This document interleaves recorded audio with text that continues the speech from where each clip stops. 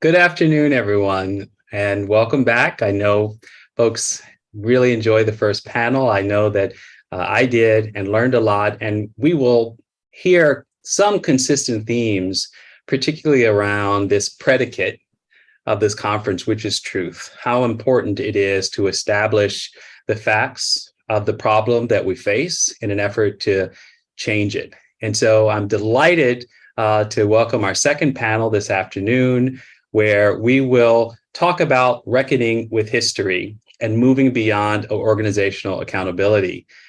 Largely, the panelists with us today have expertise in addressing large social conflicts, forms of oppression that are deeply rooted in our society, and in many ways are the cultural glue that help to keep us stuck from making the kinds of changes in our society that are so essential to achieve equity and justice in the world. So I want to focus on the value of historical reckoning, of truth-telling, of how historical documentation, archival practice, and memorialization can be applied effectively to help societies, including our own, reckon with histories of racist harm and violence. And so I want to introduce our panelists this afternoon.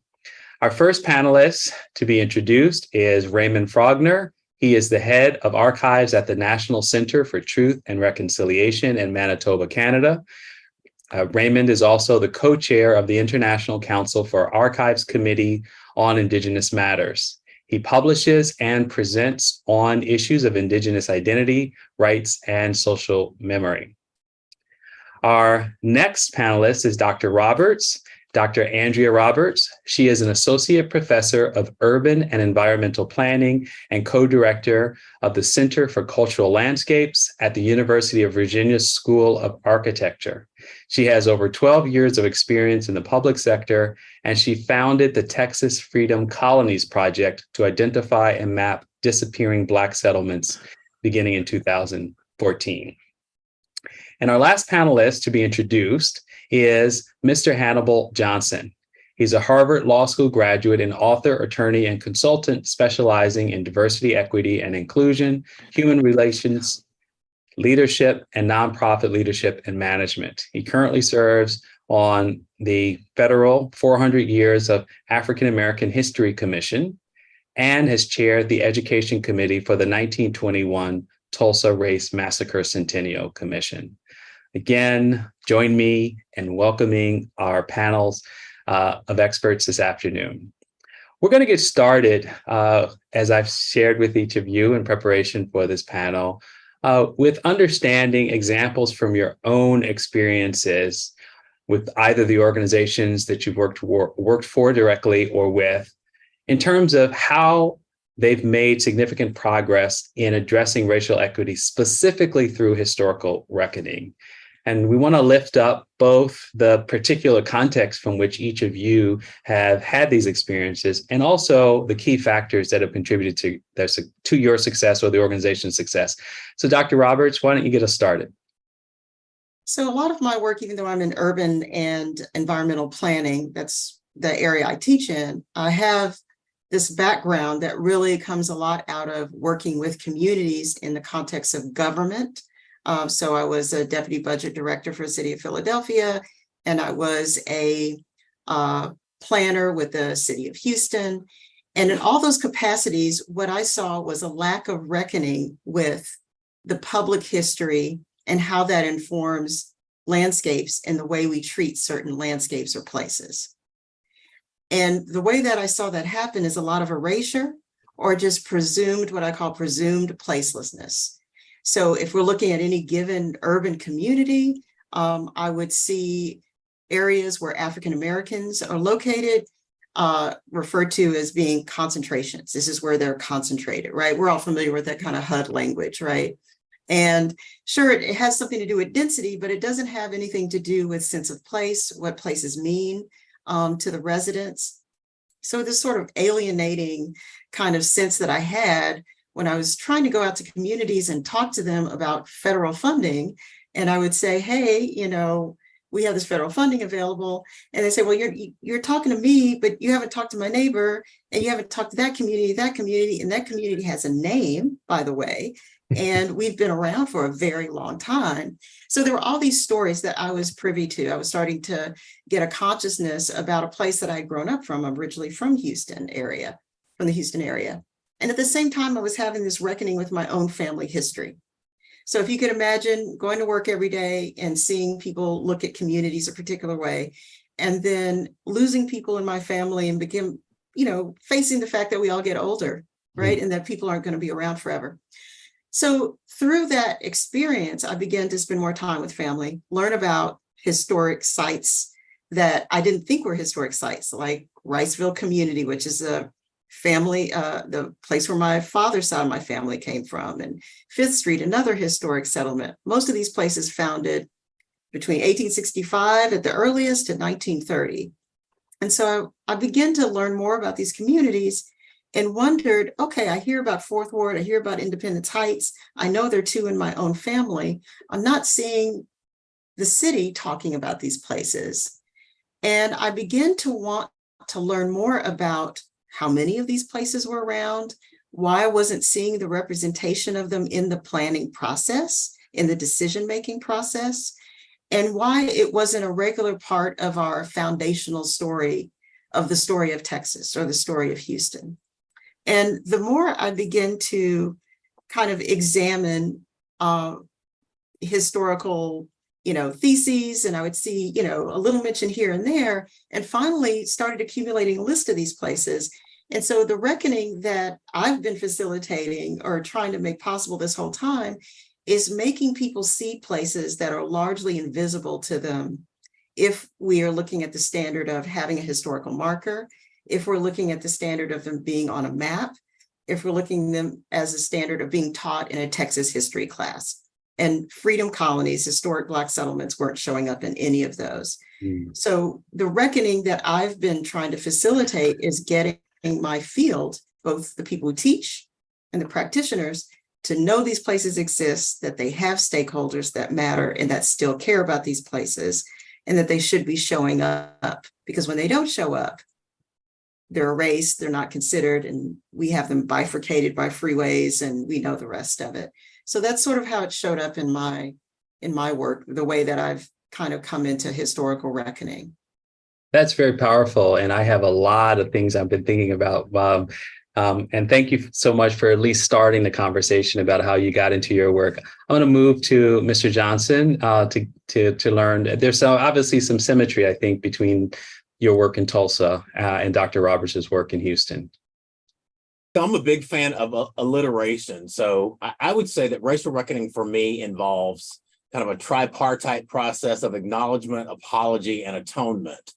And so I've worked in the community in a number of different ways, but I just want to focus on my work on the 1921 Tulsa Race Massacre Centennial Commission. That was a body created by Oklahoma Senator Kevin Matthews in 2015. It was designed to commemorate what I would consider to be an emblematic act of domestic racial terrorism, the 1921 Tulsa Race Massacre. So I chaired the Education Committee and also served as local curator for the Black History Museum that we built and opened in 2021. I would say that we scored progress on a couple of significant fronts. One is education, and the second is economic development. In terms of education, we worked with the local school district and the state to reform the curriculum such that this history would be a required part of curriculum materials. We created a summer teachers institute to teach teachers from Oklahoma the substantive history, but also pedagogy. How do you teach this history at various age levels and in various disciplines? We also, as I mentioned earlier, opened Greenwood Rising, the museum, which is really a teaching experience for all ages. In terms of economic development, Greenwood Rising allowed us to leverage cultural tourism, which is a growing phenomenon across the nation. We partnered with the city on a number of economic development initiatives, and we also raised money through philanthropic engagement to offer small grants to entrepreneurs and people who had economic initiatives and ideas. So those are the primary areas in which we worked. I would say that key to our relative success were a number of factors. One is that we started out as a diverse coalition, including governmental officials, just regular citizens, even descendants of race massacre victims. We emphasized diversity, equity, and inclusion, DEI, in everything that we did. We made great strides to hear all community voices, even those voices who were detractors from the work that we were trying to do.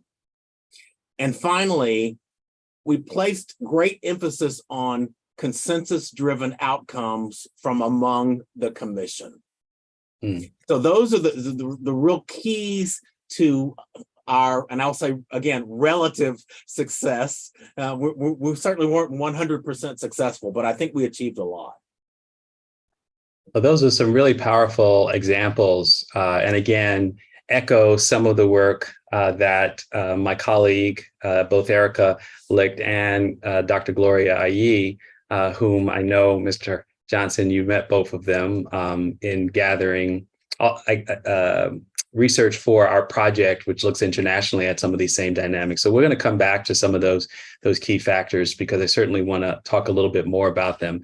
So just in the way of getting to know each of you, Raymond, you're going to tell us about your work at the National Center for Truth and Reconciliation in Canada. This is a story of the history of Indigenous dispossession, as well as the erasure of Indigenous culture. And so the floor is yours.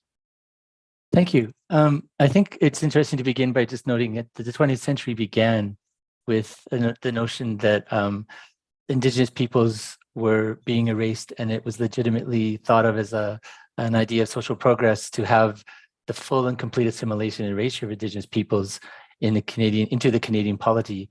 The century ended by a recognition that Indigenous peoples are, in fact, community rights-bearing peoples within the Canadian Constitution. And it's that journey across the 20th century that I think is the story that we're trying to tell and acknowledge. I really like Mr. Johnson's alliteration, acknowledgement, apology, and atonement. And I do think that is, in a sense, what we're trying to do. Over time, as Indigenous peoples began to get recognition, first internationally through things such as the post-war recognition of human rights over states' rights, and the development of the constitutional rights-bearing communities within Canada. I think as that evolved, Indigenous people began to more successfully manifest their rights within courts and demand for their recognition. And so the Truth and Reconciliation Commission, which was struck in 2007, is actually that kind of acknowledgement. It was thought of as a truth-based commission. It didn't have the power of subpoena. It didn't have the power to call in for arrest of perpetrators of crimes that happened at residential schools. And just a slight bit of context, residential schools began in the late 19th century, and approximately is thought of 150,000 Indigenous children were sent through that program for the purpose of assimilation. And today there is somewhat of a debate over whether it can be thought of as genocide. Our position at the center is, in fact, it is. Terms such as cultural genocide and physical removal and destruction have been tossed around, but I think it's an artificial distinction to talk about the distinction between a cultural genocide and a total erasure of a community, their identity, their well-being. So our position is that it is, in fact, a kind of a genocide, and that acknowledgement and understanding is the first step towards a recognition, which is what I think Mr. Johnson was referring to. So we are based on the idea that we're doing research to acknowledge, understand, and go forward from that journey from the notions of total erasure to rights-bearing communities. And just one final thought, I mean, I always like to refer to P.G. McHugh, Cambridge historian of Aboriginal jurisprudence, who likes to say that the origin of the term Aboriginal, ab origine, is there at the beginning. To which I would always respond, the beginning of what exactly? For a very long time, Indigenous peoples have been defined by settler devices, particularly legal treaties, the Indian Act, the Constitution. What we're striving to do is try to decolonize these relationships so that Indigenous peoples are defining themselves on their own terms, their own cultural signposts. So that's more or less what we're striving for. Wow, this is such a rich set of examples, in part because while they share significant aspects in common, there are three really different approaches to historical reckoning. If I understand everyone correctly, Dr. Roberts, your work begins really with a kind of personal commitment to recovering local histories, to make visible places that have been erased, particularly visible within local and state government. And of course, that work lives outside of the state with an effort to hold the state accountable. And Mr. Johnson, your work sits in between these two efforts because your work essentially has the imprimatur of government in an effort to make some kind of, as you say, acknowledgement, apology, and atonement for one of the most horrific massacres in U.S. history. And in some ways, I think, if I'm hearing Dr. Roberts correctly, had buy-in from, a kind of both sides, people who were actual survivors of the massacre, as well as people who opposed recovering this history, of making it visible. And then finally, just a summary for these opening comments, so Raymond, you take us not only across the borders of the United States, but internationally to establish essentially what are the legal frameworks growing out of human rights efforts around various truth commission and truth telling or tribunal processes, and then applying them to one of the oldest stories of domination, or as you say, cultural genocide, to the case of Indigenous people in North America. And yet, again, the effort of recovery, as you say yourself, sounds very similar to what has been going on for Mr. Johnson and for Dr. Roberts. So I want to talk a little bit about the challenges in this work,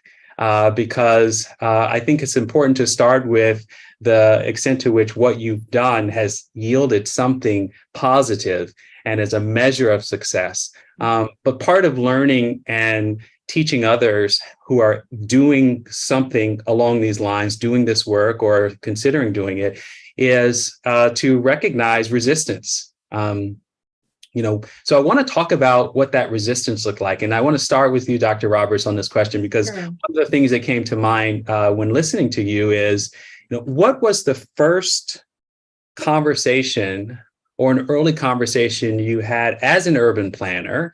You said you were an alienated urban planner. So, give us a little bit of the texture of what it meant to try to bring these histories to bear on local decision making, which had huge consequences for the people affected by housing, for example. Yes. So I would say that the big challenge in all of that is about what's data, what counts as data, what counts as history. And so in order to see these places, my initial conversation that helped me to see the significance of the place, my community of origin, where my father grew up, in order to see these as important places. And if they didn't show up the map, what was my proof? Okay, so there was oral history.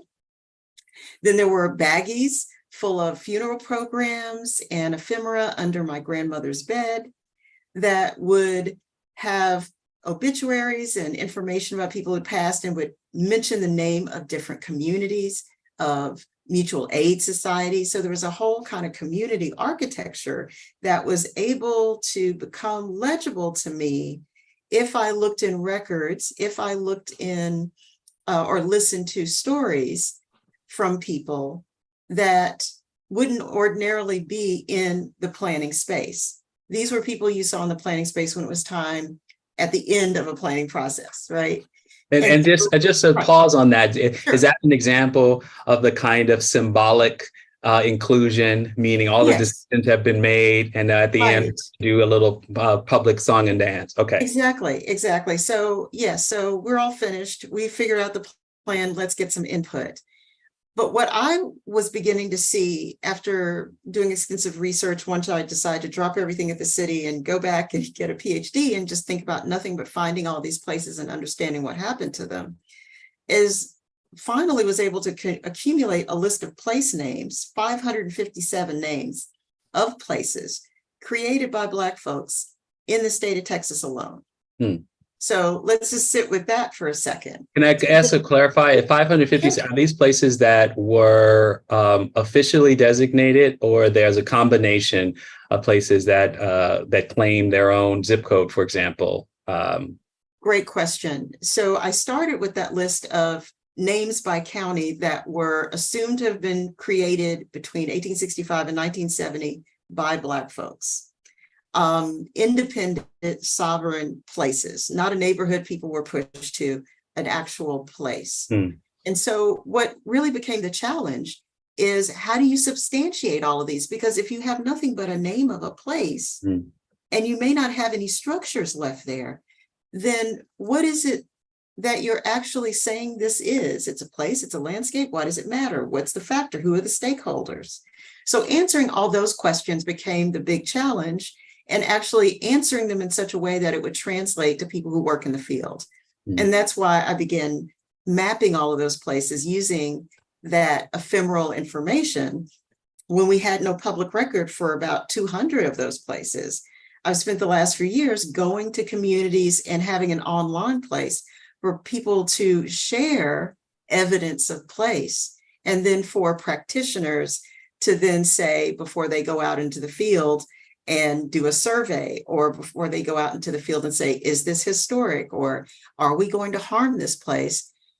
There's a very public place where you can see, at least at this time, 489 of the 557. So we see a larger footprint in a reckoning with what was and what we don't see anymore, and having to ask why that is. And then also promoting an accountability then for these places, because now we can see them and we have to reckon with their current condition and the future we want with them, along with the rest of the state of Texas. Okay, well, so you started to get in accountability, so we're going to hold that for the last round of these initial questions, because I am chomping at the bit to hear exactly what you all set in place. I'm going to come to you now, Mr. Johnson, because one of the things that I think is interesting between Dr. Roberts' work and your own is, it sounds like Dr. Roberts, mostly the work of historical recovery is community-centered, meaning you're largely working with Black Houstonians who are opening their homes as archives to you in order to create this database, which I will argue, part of colonialism is the absolute erasure, not only of people's histories, but also to define what is acceptable data to be made, as both you and Raymond have suggested, legible lives. So, Mr. Johnson, your case is interesting because you're actually working with a white community one way or the other, precisely because the state played a bigger role, or the city of Tulsa played a bigger role. So let's talk a little bit about what resistance looked like in the beginning as you set out, to do this work. Interestingly enough, I want to sort of focus on Black resistance. Great. Most of the major tension here was within the context of the Black community, and it really centered on how you define the word reparations. So I always define it broadly to include both individual payments to individuals for as recompense for harm, but also community investments, things like education, things like building a history center, or forms of reparation in my mind. There are a few very vocal people here who narrowly circumscribe the definition of reparations to mean cash payments for particular individuals. And that was their priority. And since we were focused on other forms of reparation as our priority, they were resistant to us. In fact, there are still a few people who say that they refuse to set foot in Greenwood Rising, this new history center that we've built, precisely because they think that we were somehow puppets of the white power structure and all that. I mean, those are some of the things that you sort of invite when you create a diverse coalition that includes governmental officials and philanthropists and people from all walks of life. So that is one area of resistance that we encountered and continue to encounter to some degree. The other area that I would highlight is what I would refer to as moral consistency. So we had a broad coalition, again, that consisted of governmental officials. Most of the high-ranking government officials in the state of Oklahoma are very conservative people. And just to be blunt, they're conservative Republicans. So at the time that some of these people were working with us on the commission, the insurrection happened, anti-CRT legislation happened, all these things happened. So we were barraged by demands that these people step aside from the commission because of, again, what I'm framing as issues of moral consistency. And so we sort of had to deal with that. And those are uncomfortable places to be in, but we had to work through it, through the resistance, to achieve what we were focused on, which is our mission, which is to reform the curriculum primarily, and to build a history center that told the story of the Greenwood community, not the story of the massacre, the story of the community writ large, which includes a key element of entrepreneurship and economic development.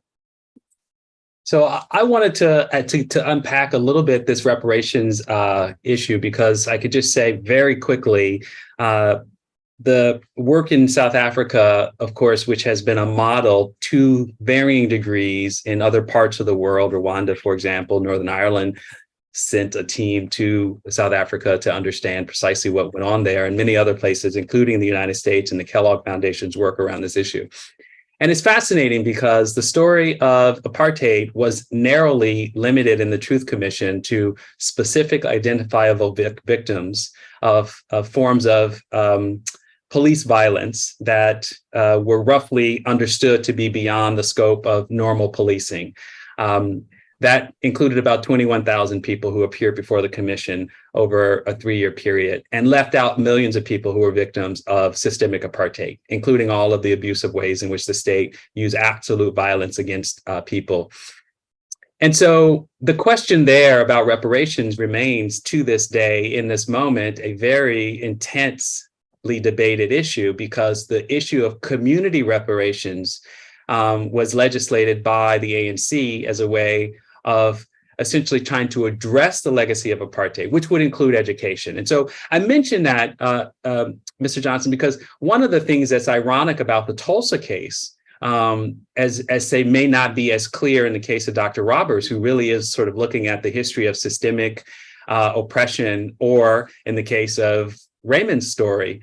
In your case, you actually did have a city that punted or refused to pay reparations to actual survivors who were alive 30 years ago when legislation or litigation was brought forward.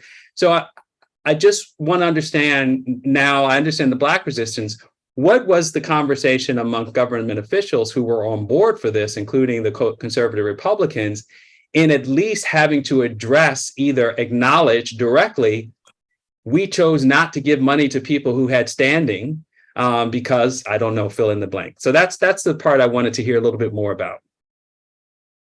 Yeah, I think the governmental officials involved were fully willing to acknowledge the harm that was done. But they have sort of an out, because you talked about systemic and institutional racism. Well, survivors, more than 20 years ago, there were over 100 survivors alive who filed a federal lawsuit, as you're well aware. But the very legal system that they went to had what I would consider to be facially neutral responses that shut down the lawsuit. A statute of limitations. Statute of limitations was not something that was designed to block Black people from litigating, but in practice, because of the timing of the harm, a statute of limitations worked to preclude those people from seeking their remedy in court. And so the situations in the United States that come most immediately to mind to me where people were accorded cash reparations, those came from the legislative branch. We talk about Japanese internees from World War II and their descendants. The Rosewood Massacre from 1923, the Florida legislature provided cash reparations to those folks. It did not work its way through the judicial system because there are structural barriers within the judicial system to prevent addressing what courts consider to be political questions, like these instances of domestic racial terrorism. Okay, thank you. Well, this is a good segue to Raymond, because partly what Mr. Johnson is describing is the legal framework in which a constitutive body can decide on its own how to make repair for the past, either through cash payments, through education, through memorialization. And so, Raymond, what was the road to the establishment of the National Center for Truth and Reconciliation, at least from the perspective of the point at which it came into existence and whatever struggles or resistance opposed its establishment? Well, it really was the manifestation of Indigenous peoples themselves. As the digitalization of constitutions began to grow, it was no longer just the cabinet and privy council that had decisions made regarding the destiny and the daily lives of Indigenous peoples, that these packages of collective rights could be legitimately brought to court. So by 2005, the class action settlement, the largest settlement in the history of Canadian law, was brought to court with over 79,000 people signing on to claim that there were torts against children who had attended residential schools. So it literally forced churches and the federal government to settle the agreement, which in 2007 was the Indian Residential School Settlement Agreement. Within that agreement, there was something called the Independent Assessment Process, the IAP process, and that was to address the most egregious cases of abuse, sexual and physical abuse, that occurred at those residential schools. So it's 142. There's been some discussion. There's been many more that weren't recognized, but across the country, 142 schools were identified for this. And 38,000 claimants were passed through the IAP process. Within that process, they were given a settlement with the understanding that they would then not take their claims any further to court against churches or the government. So in a sort of backwards fashion, that was a way that the courts at least brought an end to those cases. However, going forward, nevertheless, it was quite well recognized by then under the Royal Canadian, the RCAP, the Aboriginal study process from 1997, RCAP, as well as the IRSA, that there needed to be a reconciliation beyond the courts, outside of this kind of waging lawfare, as many had put it, to more education and reconciliation, which was understood began with acknowledgement. And until recently, there wasn't a single provincial curriculum of any education ministry in the country that actually included the history of residential schools. This, despite the fact it was one of the largest social programs in the history of the nation. That's now changing, but it's been a very slow and gradual recognition and acknowledgement of this history.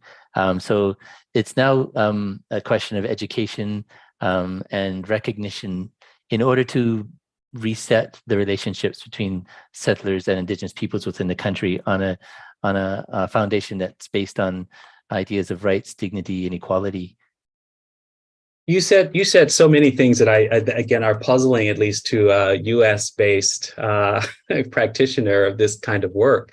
So if the Indigenous community itself led the effort, which resulted in a national decision to make reparations, as well as to build curriculum that would cover a history that had been deliberately erased, what did they do that was so compelling? And in what moment did lightning strike twice such that this could proceed at the scale that it did. And I know you talked about the broader international human rights construct that applied here. I mean, is it as simple as in the United States, human rights don't mean much when applied inwardly to this country? No, there was several decisions that occurred. For example, in the 1980s, class actions began to be accepted by provincial courts across the country. So it became possible for class action suits like the one I mentioned that involved 79,000 to be brought to court and to force the government to a response. Also, in the trial of Blackwater v. Plint in 2005, there was a question of what they called vicarious liability, which ruled that the children that did suffer these abuses were suffering them at the hands of churches or priests and missionaries that ran the schools, and that they were sort of vicariously liable for those experiences as well as the government. So that forced those church groups into the settlements as well. Another question was that the sexual offenses in 1982, the criminal code was rewritten to say no consent is obtained where the complainant submits or does not resist by reason of the exercise of authority. So there was a certain in about 20 years pattern of court cases and decisions that led to a pathway of manifestations for the Indigenous peoples within courts that forced the hands of the different authorities that ran the schools. And then since then, we have the records now housed at the National Center for Truth and Reconciliation. Going forward, we want to promote this idea that we are decolonizing, that we're creating this idea that that the traditional notion of documented history doesn't really address the sort of cognitive understandings of these communities, that there was a kind of cognitive imperialism in the fact that, you know, this history was only written, that it was that the ideas of ceremony, performance, songs, artwork, those are also mnemonic devices that are used by communities, social protocols, and those have and should have equal values for the memories of these events. And so it's really, we're moving towards social memory away from this traditional concept of a static house of records. It's dynamic. It's a safe place of encounter and self-expression where people can share experiences. And it's no longer just dry files on a shelf. It's moving towards a living memory that will go forward, and that's the kind of foundation that will build a new society that will, have a decolonized relationship between settlers and Indigenous peoples. Wow. So I'm gonna open to Dr. Roberts and Mr. Johnson if they want to talk to each other for just a second, because I know I have definitely jumped in here a lot. So and Dr. Roberts, I'm thinking that there's a lot been said that you probably have some thoughts on yourself. I do. Everything that I'm hearing about what is seen as valid and what's legally legible has been such a big piece around my own work. But I would imagine in Mr. Johnson's work, it's been vitally important to not only engage these issues of legal legibility, but also accounting. What has been the accounting through oral history, and how does that intersect with the legal world in terms of people who were actually victims of the massacre and those oral histories, and how is that intersected with the actual process of reconciliation? So we've actually done a really good job, I would say, in the last 30 or so years collecting those oral histories. There was a statewide commission convened by the governor and the legislature in 1997 called the Oklahoma Commission to Study the Tulsa Race Riot of 1921. And the eminent Dr. John Hope Franklin was an advisor to that body. They met for 4 years. One of the members of that first commission was a local historian named Eddie Faye Gates, and she interviewed all the living survivors that she could identify and schedule during that period. There were more than 100 living survivors. And so those oral histories, including video interviews, are archived at the Oklahoma Historical Society and some of them are also at Oklahoma State University. So we have a really good accounting of what the people who were on the ground experienced during that fateful 16-hour period that was the massacre. What we haven't done a good job, and we're doing a better job of now, is making sure that those narratives are infused into curriculum materials so that students get kind of a multifaceted, multi-perspective look at what happened in 1921 and why it's important to us today. Yeah, that's huge, because I teach planning, history, and theory to master's students. And I teach about the Tulsa Race Riot. And I asked them, so what do you know about the Tulsa Race Riot? And it's amazing how little, with all the wonderful documentaries and the books that have been published, how little people still understand, how little they still understand about what happened, and how long it took for people to actually believe it happened.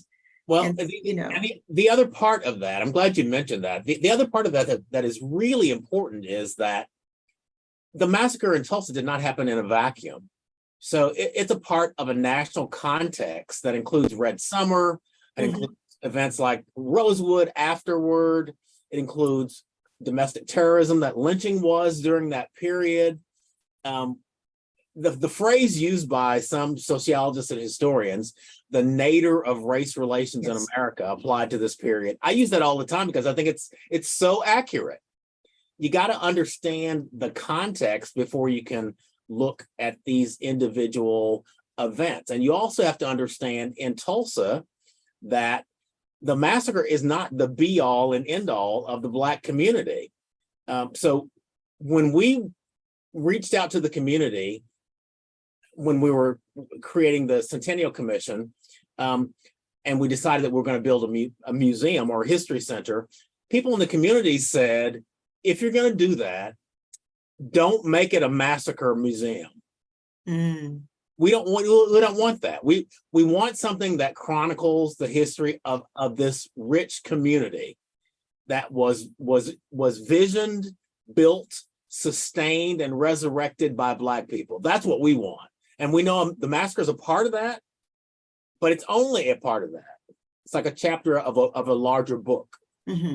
Yes. Yeah, that explains the name of the museum, Greenwood Rising, as opposed to say the work that Brian Stevenson has done, which I'm a huge admirer of, which is from lynching to mass incarceration, the museum that he has in Montgomery, Alabama, which has, of course, also attempted to link the story of racial terror in the South as a national story.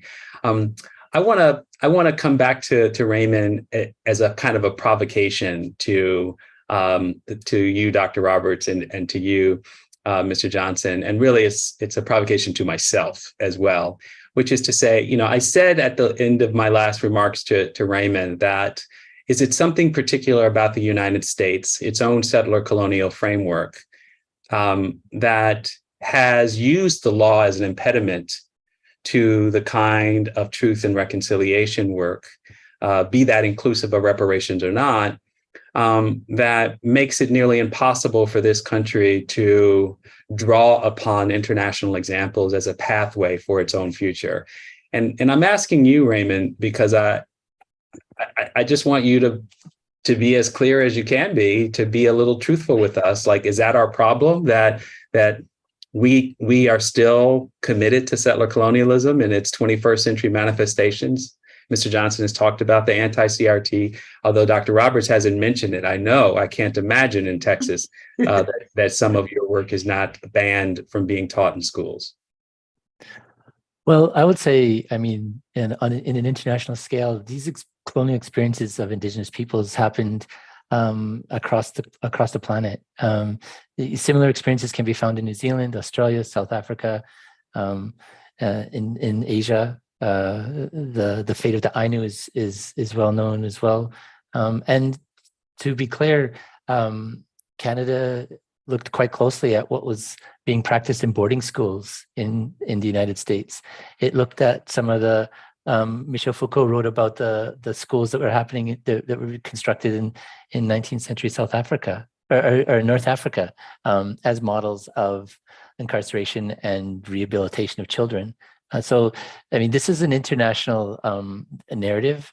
Why in the United States has gone differently, I think, is just simple local histories. I mean, the common law applies as well across the border, and I mean, the Marshall decisions for recognizing Indigenous rights in the United States brought it to more of one of community tribal rights, as opposed to the British approach, which is more of a condescending kind of control over the life of the communities themselves. So we could see, for example, the Indian Act in Canada controlled virtually every aspect of a community's life, from education, birth, death, employment, health. They were all controlled under that act. So when it was brought to court, there was a very clear set of circumstances that could be tried. I think maybe in the United States, because so many tribal communities operated sort of in a sort of self-determining way. They had a bit of independence within their own laws, within their own communities. I'm thinking of Bruce Duthu's work on legal pluralism, plurality. So there was that kind of basic difference, but I mean, fundamentally, this is still a question of dispossession of land and dispossession of rights and identity. And I mean, from what I understand, there's the Department of Interior has written a 2-volume study of boarding schools in the last couple of years that is beginning that same process that Canada had gone through. By all means, I would never suggest that Canada is somehow more enlightened or making better progress in the United States. It's not true. That I think we all are in the same sort of under the same human condition in the same planet, and I mean, we're struggling with the same sort of hierarchies of control and authority that have determined our lives without our consent for generations. Mhm. Dr. Roberts, yeah, I was going to say, jump in there. Okay, I would say historic preservation, if we understand it as a professional field, which it is, the professionalism of that field and the way that it began in the United States is very much rooted in a sort of white supremacy that is a valoration of a certain story about the Civil War, a certain story about presidential homes, a certain story about Southern cities. We can see that with ladies who came together to preserve Mount Vernon, with the women who came together that are discussed in the book Race and Reunion about, this need for reconciliation and finding ways in the public spaces to commemorate a false reunion, right? So we have this roots of the field that are rooted in that kind of actions, those type of activities. And then even when it becomes legislative, even when we have the National Historic Preservation Act in 1966, what we have is something that's very much about the built environment, but it's separate from the intangible. And what that has to do with this international, the difference between the international and the American context is the American context is still very fixated on this concept of integrity, meaning physical integrity. If a place is determined to have some sort of historic significance, and if that historic significance matches up to the conditions that you now see of that place, then you have a stronger likelihood of being able to list it on the National Register of Historic Places, or on the local level, which is ironically more important, to list it as a landmark that can then be protected from demolition, right? So what we see a lot in the United States are people on the local level trying to push the envelope and say it's not just about something being 50 years old or older, but it's more about community value, making spaces for people to articulate that community value. So I think the real challenge in the United States, and why I'm so excited about what I'm doing now, which is promoting this idea of cultural landscapes, is because cultural landscapes are about everything. If you look at UNESCO, if you look at other international historic or heritage conservation standards, they encompass traditions, rituals, really more expansive than whether or not this building still looks like it's, preserved in amber. It's significant because something happened in 1960 and it still looks like it's from 1960. And that kind of standard really makes it almost impossible for a lot of the people that I've been talking to about freedom colonies to get recognition and protection or funding, even though we've had great legends like Brent Leggs out there doing everything he can to get money to help save these places. There are these standards that still make it prohibitive and create a preservation apartheid for communities of color who can't afford to make sure the windows look the same way they did in 1960, or any of those sort of standards that really have a class and a race divide in terms of being able to comply with American preservation standards. Yeah. I mean, it's funny. The fight for a museum is the fight for participation in a colonial institution.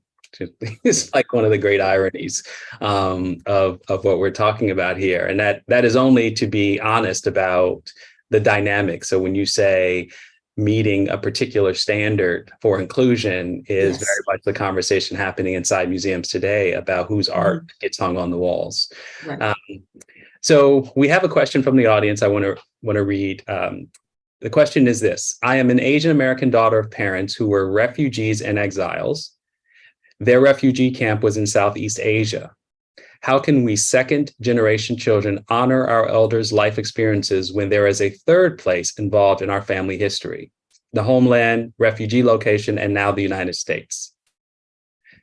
So it's a question about preservation across generations that includes multiple places where people have lived and traced their past. I can speak somewhat to that, in that the only way that historic preservation occurs or continues in a lot of freedom colonies is because of their traditional annual events, the homecomings, the Juneteenth celebrations, the church anniversaries. Most of those types of celebrations were actually created around the time of the second or third waves of the Great Migration. And that was to cause people to return. And if you cause people to return, you can reinforce their sense of commitment to that place. They go back there to get buried.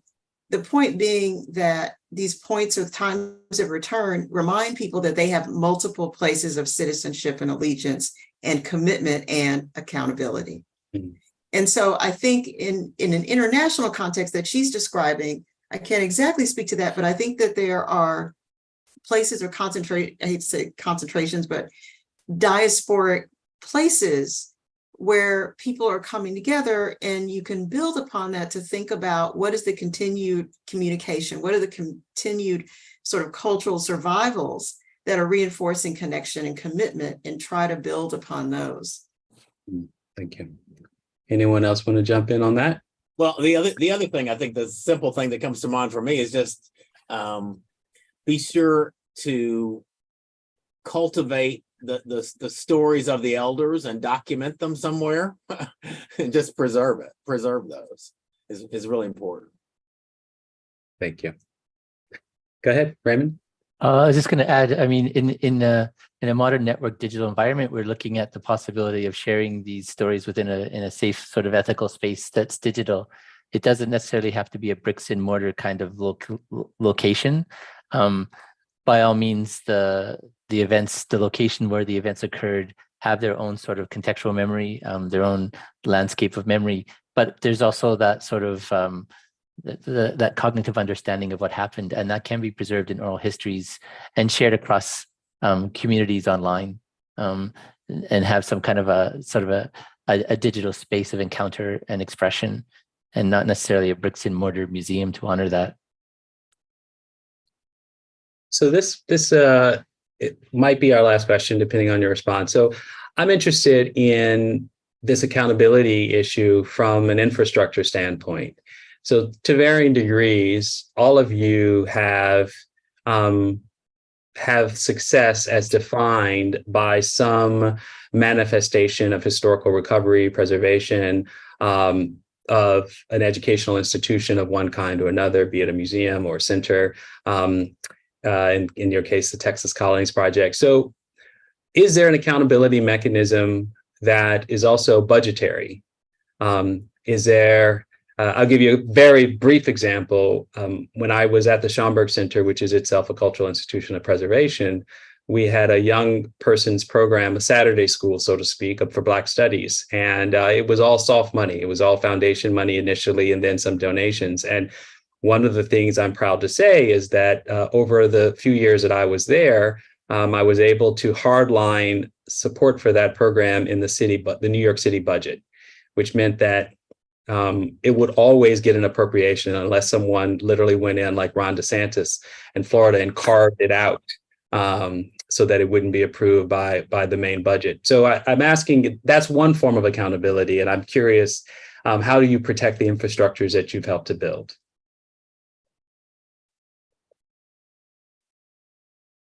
Well, go ahead. Go ahead. Well, I would say that for the Texas Freedom Colonies Project, there's been sort of two ways that we've come at accountability. And one is in getting out there and educating practitioners about the utility of it, right? And so that has been able to be used by the type of people who have control over whether or not things are still standing or not. The types of people who go out and are conducting the surveys, right? But when it comes to actual organizations, there's county historical commissions. And those on the county level in Texas are vital to making decisions and allocating funding and priorities on the local level. And so as I do these trainings about this is how you identify these landscapes, this is how you identify these places, I also make it a time to talk about implicit bias and what causes people to see these places and identify them or not. And then also to question why your leadership isn't composed of the people from these places. And they're predominantly white and older and retired, especially people who have the time to do this work. So the work has been about taking these, I have an inch in talk about these places and mapping them and identifying and saving the buildings. But more importantly, how are we changing the face of these organizations? And then also talking to them about changing bias in terms of their budget, where they want to allocate money toward, not just surveys, but actual scholarships for local kids to actually start pursuing careers in historic preservation. So I'm kind of been opening up and getting people to think more broadly about representation as a way of advancing accountability and change. Thank you. Yeah, I would say that it's, in terms of organizational accountability, one thing that organizations can do is some benchmarking. So I've done diversity, equity, and inclusion assessments for organizations so that they know where they stack up against best practices.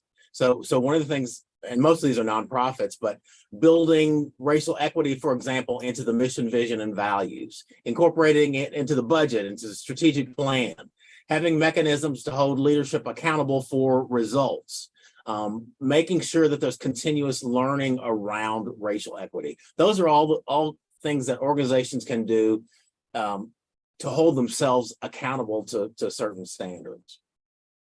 Thank you. Raymond, you want to get the last one on this? Sure. Yeah. In Canada, the Truth and Reconciliation Commission actually, in its final report, published calls to action, which was a list of ideas and activities that could be done to basically to reconcile colonial Canada moving forward, as I said before, on principles of equality and justice and atonement, a healing and education from this past. So following on those calls to action, as an archivist, there's calls to action 72 to 76, which explicitly talk about residential schools and the records that are held there. So call to action 72 was to create what they called, unfortunately, a death register, but it's a profile of every student that was lost at the school. These profiles are kept exclusively for the access of families. It profiles each child with 15 fields of information, but we commemorate that register with what we call a memorial site online, which, after consultation with the communities, is the information of the name, the date of death, and the school that child attended. And then call to action 73, moving forward, was to create a burial site registry where we're trying to understand unmarked grave sites that are known to exist around these schools. And these are also the cases in American boarding schools. It's not exclusive to Canada, but it is a known fact that many, if not all of the residential schools in Canada had unmarked grave sites located nearby. So we're now going forward with a memorial burial site register where we are identifying these unmarked grave sites. All this to say that we're building and continue to construct a body of information, a body of knowledge that recognizes this past. It can no longer be denied, and that it's a basis on which we can build from going forward to begin to atone, as I said, to heal, and then move forward in a sort of a decolonized kind of society. Well, Raymond, you may not be willing to say it, but I am willing to say it. You all are further along than we are. So I want to thank everyone for joining us on this panel. Thanks again to Dr. Roberts, to Mr. Johnson, and to Raymond so much for everything that you shared. We did get a couple of questions come in kind of just under the wire. And so although I was able to see them, we didn't have enough time to get to them. So I apologize to those folks. I will try to include some of the spirit of those questions in our final panel this afternoon with Dr. Tatum, who can speak on some of these same issues. Just wanted to let you know that please feel free to share and tag us on Twitter at IARA, IARA_HKS, and LinkedIn with the hashtag Truth and Transformation. We'd love to hear your takeaways for our audience watching. A recording of the session will be available online after the event. We'll also share the resources mentioned during the session, so keep an eye on our social media and newsletter.